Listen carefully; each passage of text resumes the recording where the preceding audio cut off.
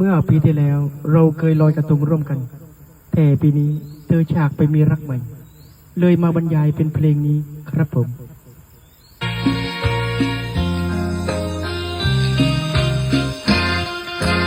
ก่อยจะเฮยเฮือนเดือน12น้ำเนื้อนองท่วมตัวตองนาไรเลี้ยวดูนงเยาไรหอยอดหญิงก็ยิ่งอาเราเคยเริ่มปล่อยกระทงลงน้ำร่วมเพียงตายสองเราเคยให้สัญญาว่ารัก